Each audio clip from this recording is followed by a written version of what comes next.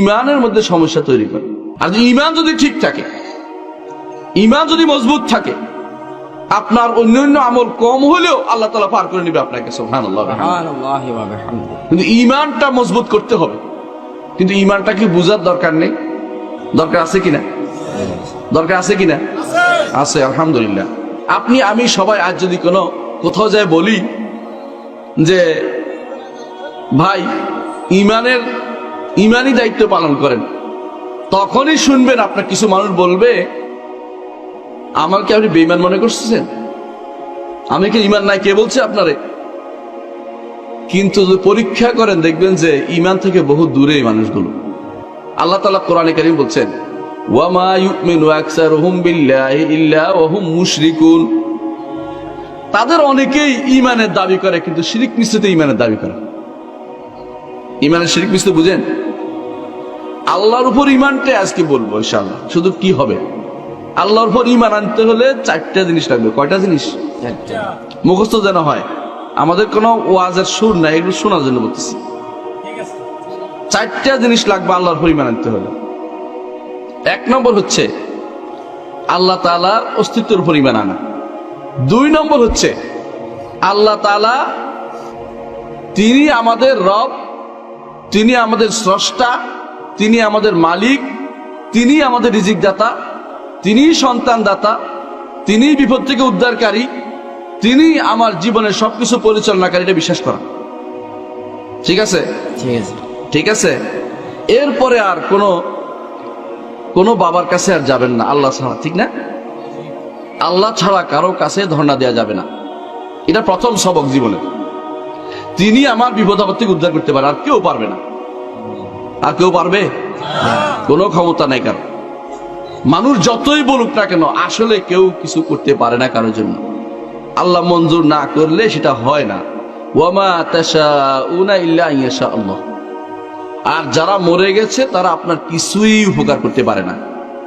মরা মানুষ কোনোদিন জীবিতর কোনো উপকার করতে পারে না। ইমাম আবু হানিফা রাহিমাহুল্লাহ বলছেন, বাহরুর রায়েক কিতাবে আছে, হেদায়ার সরা, উনি সেখানে বলতেছেন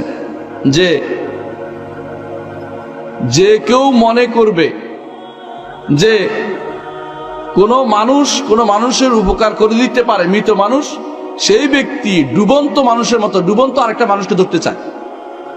বুঝছেন কিনা? ডুবে যাচ্ছেন, এখন দেখি যে আরেকজন ডুবে যাচ্ছে, আমি তার ধরে বাঁচতে চেষ্টা করতেছেন। আল্লাহ তাআলা কোরআনে কারীম বলতেছেন ওয়া তাওয়াক্কাল আলাল হাইয়্যিল্লাযী লা ইয়ামুত। ওই হাইয়ের উপরে আপনি ভরসা করুন, চিরঞ্জীবের উপর ভরসা করুন, যেই চিরঞ্জীব কোনোদিন মরবেন না।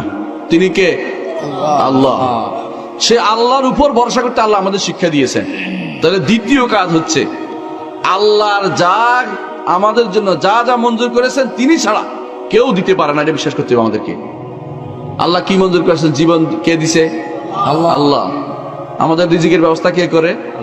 আল্লাহ। আমাদের সন্তান সন্ততি কে দেয়? আল্লাহ। বিপদ কে উদ্ধার করে?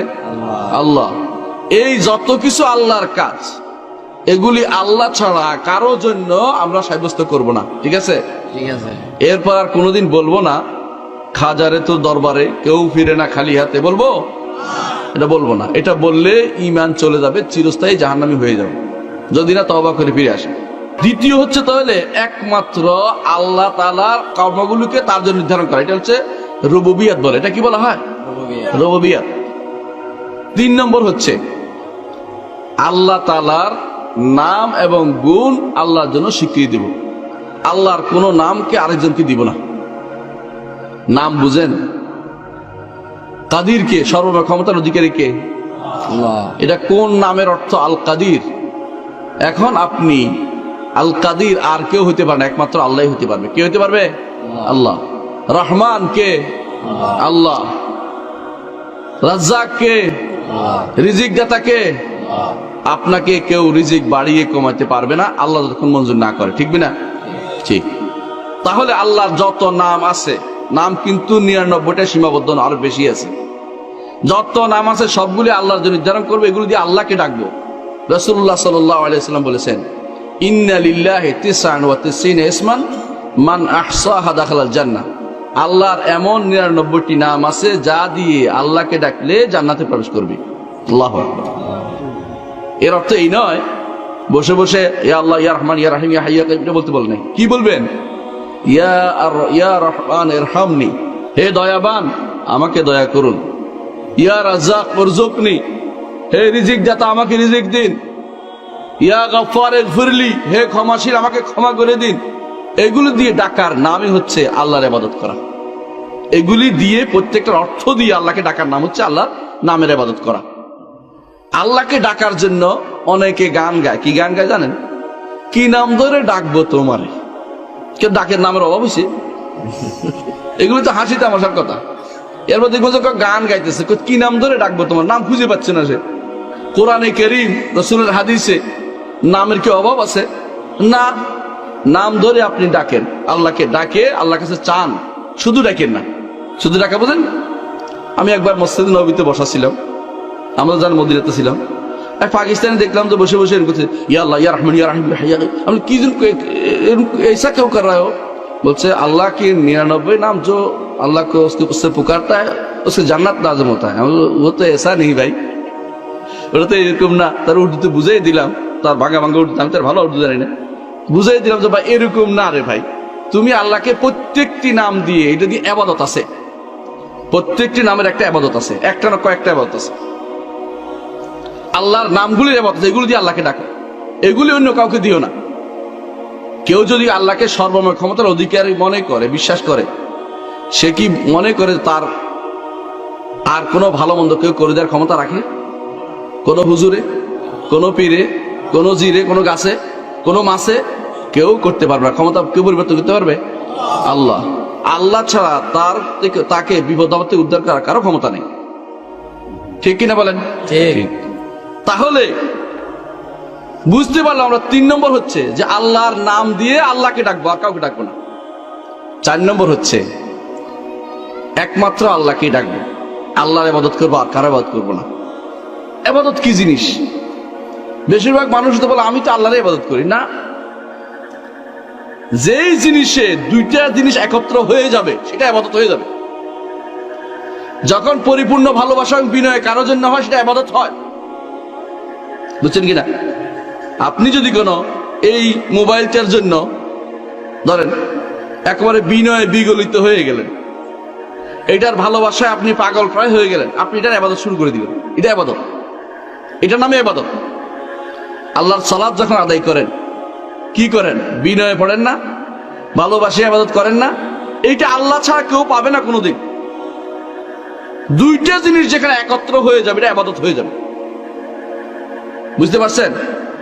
আপনার মনে হইল যে এই যে গজার মাছগুলি ঘুরতেছে কোন এক দরবারে, জানেন তো, সেগুলিকে যদি কোনো আমি দেই তাহলে আমার এইভাবে ভক্তি, শ্রদ্ধা, ভালোবাসা একবারে সব মিলাইয়া, হ্যাঁ আপনি দিয়ে দিলেন, আপনি ওটার ইবাদত করছেন, কোনো সন্দেহ নেই। কিছু মানুষ এই জন্য ফুটবলের ইবাদত করে, কিছু মানুষ চাকরির ইবাদত করে, কিছু মানুষ বসের ইবাদত করে, কিছু মানুষ বউর ইবাদত করে, কিছু মানুষ দুনিয়ার সম্পদের ইবাদত করে। এটা আমার কথা নয়, মুহাম্মদুর রাসূলুল্লাহ সাল্লাল্লাহু আলাইহি ওয়াসাল্লাম বলেছেন। কি বলেছেন তিনি?